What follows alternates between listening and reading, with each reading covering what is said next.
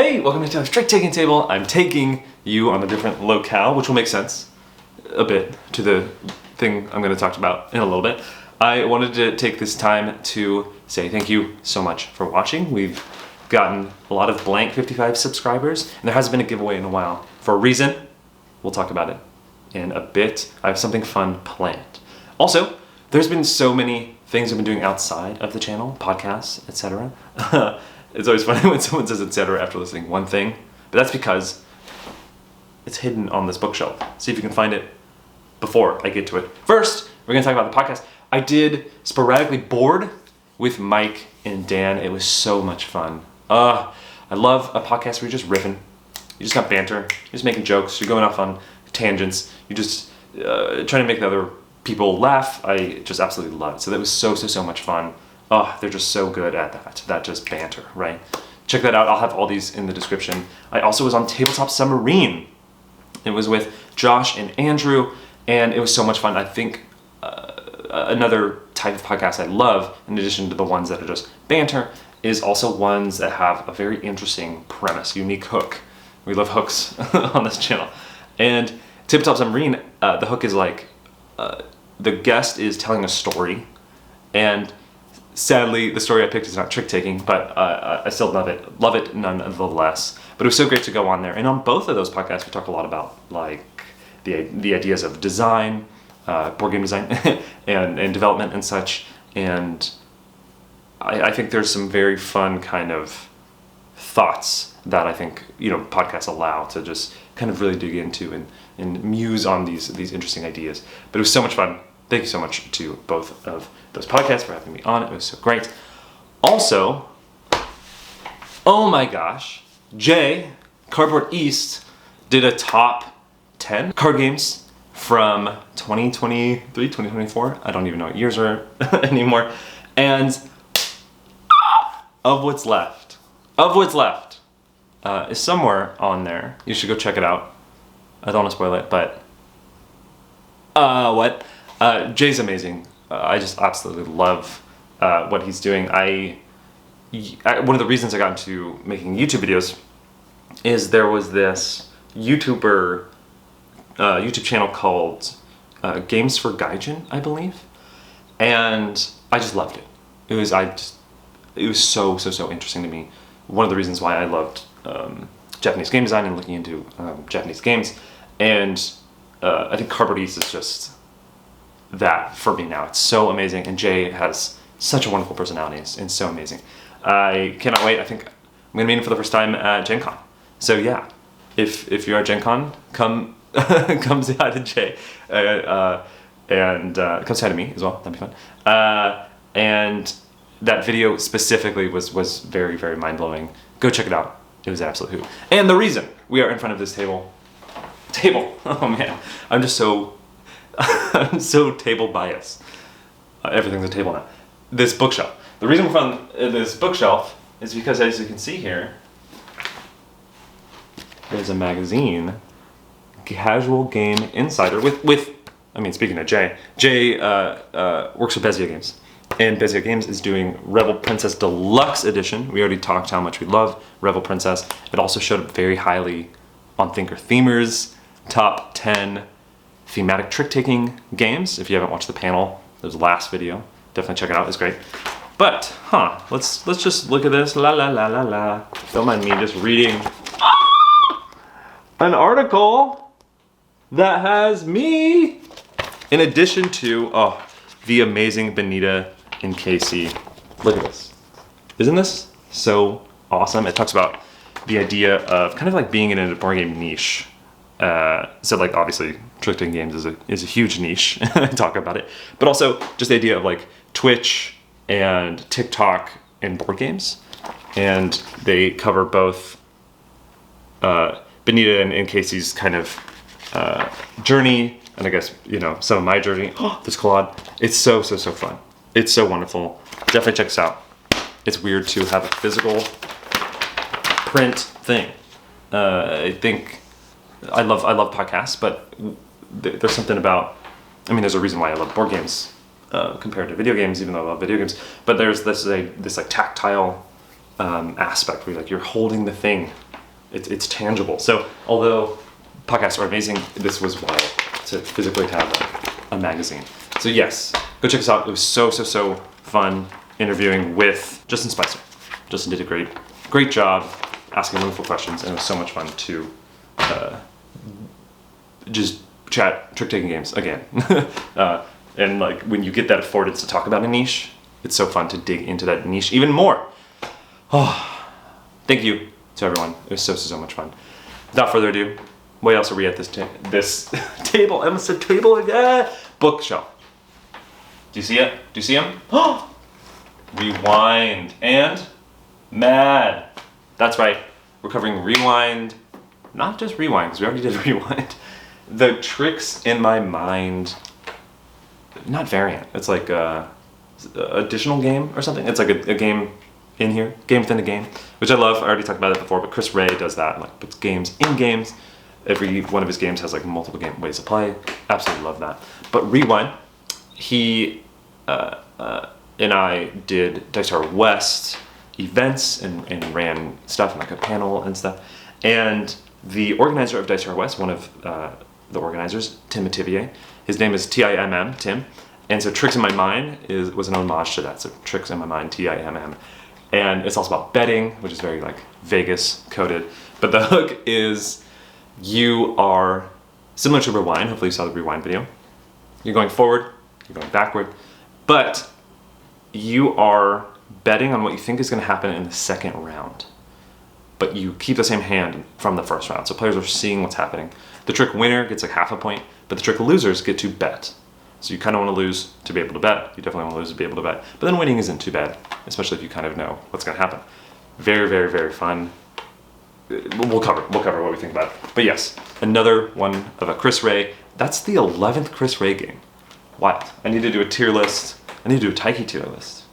I think anytime a designer gets 10 games covered on the channel, I should do a tier list. New goal. And now, I covered a designer long ago when I covered Woo. Chris Handy. Chris Handy does these pack of gum games where everything's a pack of gum and then you open it up and the cards are kind of like the same size, like sticks of gum. Well, this is a trick-taking game where I guess part of the hook is that. It's just like a little pack of gum. But the other hook is you have suits that you're trying to balance. So you want 0 in all 4 suits, but you start off with, you know, maybe +3 in one suit and -4 in another suit. And the other hook is cards have symbols on them. And once a certain amount of symbols are in the trick, you flip your hand completely. So your hand would go from 7 to -7. And it's the highest number in the trick that wins. So 7 usually is the highest, right? It's definitely bigger than like 5. But once you flip, -7 is actually lower than -5. So your cards go from weak to strong and kind of flip that way. Really cool concept.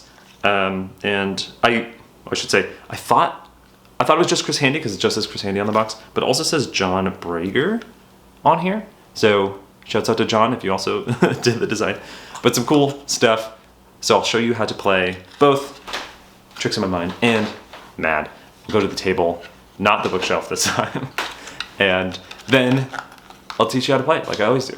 Yeah, it's just a standard video. I know I'm in a different spot, but it's all the same. All right, okay, bye. The deck in Mad is made up of 4 suits numbered 1 through 7, but importantly, certain things can happen in the game that flip the cards that change them from -1 to -7. In addition, they also have these symbols on it, these Mad symbols, and there's 1 on the 6, there's none of them on the 1, 2, and 7, there's 2 on both the 3 and the 5, and then there is 3 on the 4. Here we have a game of Mad set up for 3 players. So first you're going to take these 2 setup cards and you're going to choose what side you play. So for 4 players, you'd use the other side that shows the 4 players here. And then for 3 players, like we have here, we're going to have it flipped to the 3-player side. Players are going to sit on their respective sides. So like someone will sit to the left, right, and then down in front here. And this is their kind of tableau that does the initial seeding, which is important for the game. This also has how many Madness symbols will do the flipping, which I'll also explain, and then the setup. So there's 2 rounds in the game. In the first round, you're going to deal 9 cards to each player. That's what we have here, and then 1 card cut. And then in the second round, you're only going to deal 6 cards to each player with 1 cut for something I'll explain in a little bit. So yeah, you put this down here, and so this like +2 purple and this -4 blue is for this Siamese cat character here. And as you can tell, the players all want kind of different stuff. The lead player for the first round is just random, so let's say it's this incredibly squishy little guy here, and players are going to make sure that they have their hand all positive cards face up. So a big part of this game is you're going to be flipping the cards from negative to positive, and they all have to be the same way. So the game is must follow. So let's say this was the first trick and it was lead purple. When it comes to the Siamese cat here, they would have to play a purple card. So they could play the 4 or the 6. Let's just say they play the 6. And then it comes to the duck player. And again, they have to be positive. So they must follow, and maybe they just play this 3. So the highest of the lead suit is going to win the trick. As you can see here, it's the 6. They're going to discard the card that they played, and then they're going to draft from the remaining cards a card that's going to go into their tableau. So as you can see over here, this cat already has a +2 in purple, and you want to balance the numbers in this game. So they actually wanted negative in purple. I'll explain how that would happen. But so in that case, they don't really want high numbers, so they're going to just take this 2. So now they have +4 in purple, which I'll explain. The card they don't take just gets discarded. And now an important part of the game is the winner of the trick. They don't lead the next trick, it actually goes to the left of the winner. So the duck is now going to lead this trick. And since we're still in positive, we're going to want to do that. Let's say they led 4 blue. And so notice on the blue, there are 3 of these symbols. Super important in the game. So at 3 players, once there's 4 of those symbols in the trick, the cards flip. So for example here, since it's must follow, squishy guy here, they could play this 2, so that there's still only 3, but they're going to show off part of the game. So when you play and there's that many symbols, the cards immediately flip. So the cards in the trick will flip, and the cards in everyone's hand are going to flip to the negative side. So what they effectively do is they go from being like a really strong card to being the opposite. So the 7 is the highest card, right? But once it flips, it's now the lowest card. So in this example, the 6 was beating the 4, but since it flipped, 4 is actually beating the 6, right? Because the -4 is actually higher than -6. You don't ever flip cards in the tableau. Those stay forever. And then it still must follow. The trick actually continues on. So the cat over here would then have to play, well, they'd have to flip first. They'd have to follow suit with blue. And what's funny is now they're actually -1 is going to win the trick. So same flow. They're going to discard their card played, and they're going to draft one of their cards. This isn't the greatest for them because they wanted positive blue. So they're not having a good time. But so they're going to take this -4 and put it in front of them. And so then this gets discarded. And then again, to the player to the left leads. The flow can happen the same way. So just as another example, maybe they led a -4 in orange, and then it comes over here. It's must follow, so they have to play a -2. But if the cat played, oh, they don't have they don't have an option to add another wiggly face. But let's say they didn't have these cards in their hand. If you don't have the lead suit, you can play it whatever you want. And maybe they played this. And so now there's a ton of the symbols, so they're going to flip again. And so now the 4 is going to be winning because it's the highest in the lead suit. Again, players would, flip their hands. And so now the duck would discard their card. They draft. They were really glad that happened because they have a -4, so they're going to actually take 2 here, which is really good for the scoring, which I'll explain in a little bit. And they discard that. And so play like this is just going to continue. So it's going to continue for 9 tricks, so there's going to be 9 more cards in this tableau here. And then at the end of those 9 tricks, players are going to then shuffle the cards that were discarded, and they are going to redeal out 6 cards, making sure to leave the cards in the tableau. So that's why there's fewer cards in the second round, is because you leave these cards out there. And then you're going to play another round, same flow, same everything. And at the end of that second round, then you're going to score. And so let's jump ahead to scoring with more cards out on the tableau. Here we are at the end of the second round-ish. Obviously, there would be more cards out here, but for the example, just to keep it simple, this is what it could look like. So all the players are going to look at their total numbers an absolute value in all the 4 suits, and that is their score, and you want as low score as possible. So you want to balance all the 4 suits. So coming over to the duck character here, they have +2, -4 in the orange suits, that's 2, and then they have 2 in the purple suit. So it's 4 total points, that's their score. Coming over to this character here, they have 2 positive, but -4, so then they have 0 in purple, that is great, but sadly they have that -8, so they are at 8 points, so 8 to 4. And then coming over here, +2 -1, so that's 1. Over here it's 6, but then -4, so 2, so that's 3. But then sadly they got the 6, which is brutal, so that's 9. And then this 1, which is also brutal, so that's 10, right? Because it's an absolute value, just adding across. So this is 10, 8, 4. And then the duck would win, because they have the lowest absolute value between them. In a perfect scenario, it could look, you know, maybe something like this, where this person over here got +4, -4, and then -4, +4, and so they got 0. That would be the best you could do in the game. And whoever has the most points wins. Or fewest points. Fewest points wins. And that's how to play Mad. The deck in Tricks in My Mind is 4 suits numbered 1 through 10. Here we have the game set up for 4 players. You're going to shuffle and deal the cards equally to each player, so everyone's going to get 10 cards. Everyone is going to look at their cards and pass a card to the left. After that, whoever has the 1 of cassettes is going to be player number 1. And then clockwise, you're just going to give out the rest of the player aids, and players are going to flip them. And this is where they're going to keep track of the number of tricks they win. They're going to put one of their cubes on their little marker here. When they do that, it is worth half a point at the end of the game. Then starting with that player, they're going to lead into the first trick, and the game is a must-follow game, and there's no trump. So the cassettes aren't trump in this game. And the players are going to be playing tricks in the first round while making bets in the first round. And then afterward, in the second round, they're going to be playing a round of trick taking to see whether those bets come true. So like I said, it was must follow. Highest of the lead suit is going to win the trick, and they're going to take one of their cubes, and they're going to place it right there. Just like in Rewind, though, players are going to keep their cards that they play in the first round to play into the second round. So players are just going to flip any card that they played. And then players who didn't win a trick are now going to be betting on what they think is going to happen in the second round.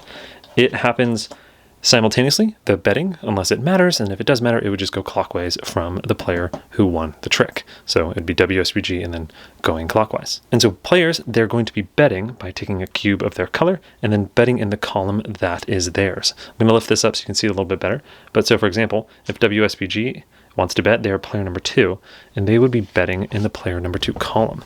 So looking at the columns here, see how it says P2? On the second column, this is where they will be placing their cube. And so what are they betting on? Well, they're betting on who they think is going to win the most tricks in the second round, who's going to win the final trick in the second round, who they think is going to miss their bid. Speaking of the bid, this is where players will bid on how many tricks they think they're going to win. Then also, the final card you are going to be betting, or sorry, suit bets, the final card you're going to be playing. And then also the final card that wins the final trick, the suit of the final card that wins the final trick, and then the suit that you think you're going to win the most of. And then finally, rank bets, which I'll explain in a little bit. But notice how the points are up in the top left. This is how many points you're going to get if you get your bid. Also, just some clarification here, like I said, you would get half a point per trick, and notice there's a half a point up there. And as I mentioned, this final box here, this is rank bets. So this is what number you think your final card is going to be, and then the number that the final card will be that will win the last trick. So then the losers are just going to be betting, and they can place it, wherever they want, and you won't lose points for any missed bets. So players can bet if they want to, and you can bet multiple times in the same area, except for this bidding where you're going to bid how many tricks you think you're going to win. You can only bet once in this area here in the round 2 tricks area. Another important note is once a row is bet on, it can't be bet on later. So let's say this was the first round and it finished, and then in the next trick, maybe this pink player up here won the trick, and Tom, or Card Passel over here, wanted to bet up here. They couldn't because that was already done. So rows matter in terms of current round betting and blocking it off. Again, though, or maybe this is the first time I've said it, you can bet at the same time. So let's say card places there, and then WSBG wants to also place there. They can, and that's maybe when simultaneous would slow down if someone really cared. But this is valid on the same turn, but not later, fixing those up there. But also you can bid multiple times, like I said. So maybe on this example, this would be the second trick after the pink person won. Maybe the green player, the Samus's gun up here, they want to bid on this part. And they think the person who's going to take the most tricks is either player 1 or player 2. Flow like this would continue for those 10 tricks, and then at the end, it's going to look like this. Now, with betting done, players are just going to move these to the side. They're going to collect their cards, and then they're going to play 10 tricks, just a second round of trick taking where they super care about, again, the final trick, who hits their bid, and who makes their most tricks, and what final card they have in their hand. So let's jump ahead to the final trick. Jumping ahead to the end of the second round, and let's say this is the final trick. Maybe it was lead blue, and it was won by the T3C pin. You'll kind of leave it out because the final trick is pretty important. And also, players will have kept track of the number of tricks they won, because a lot of them matters on that, like as in the most tricks won and also the bidding. So then you're just going to see if all the bets paid out. There can be multiple winners, like up here, whoever won the most tricks. If it was player 2, you would just remove anything that was wrong, and you leave the ones that were right. So that is worth 1 point each to both blue and green. But if anything's wrong, like how it says here, wins the final trick, that was player 4 who actually won the final trick, you'll again just remove all of the cubes that were wrong. You'll compare ranks and suits for everyone's final card, the final card that won the trick, the bets, and then whoever has the most points wins. So if the game looked like this at the end, players would get half a point for all the tricks they won at the start. So this would be 1.5 here, plus the pink player guessed that they would win the most pink skates. They got another point, so that's 2.5, and then they got 4 more for 6.5, and they hit their bid, so they got 9.5 points. And whoever has the most points wins, and that's how to play Tricks in My Mind, or Tim. So that is Tricks in My Mind and Mad. Before I talk about Tricks in My Mind, Chris is a pal, so take everything I say with a huge grain of salt. That said, I like this one. I don't know if I like it more or less than Rewind. I think that's the biggest obvious comparison, is just because not only are you playing only 2 rounds, and you're playing with the same hand each time, and you have, you know, obviously the same deck. But there's some different similarities. I think the betting is fun. Anytime there's shared incentives, it's always a good time. I think there's a nice balance of winning tricks in the start being worth points, but also you really, really want to bet. So the first hand is a nice kind of flow. I had someone who did pretty well where they just won a bunch of tricks in the first one. And I think they only bet like a couple times, like on their bid and then what was going to win at the end. And they just waited for everyone else to kind of seed the board on what they thought was going to happen and what they wanted to go toward. And then they kind of just, you know, lost a few tricks at the end and tried to match what they thought was going to happen, but also match other people. So there's some cool strategies, yeah. I think I can probably show the board. The board is maybe just like it makes sense, but there is like a lot. So when you pull this out, it's definitely the feeling of like, oh, what are we doing? It's very Excel spreadsheet, but I think for the most part it makes sense. It's definitely clean. The main thing is just last trick. What does it matter?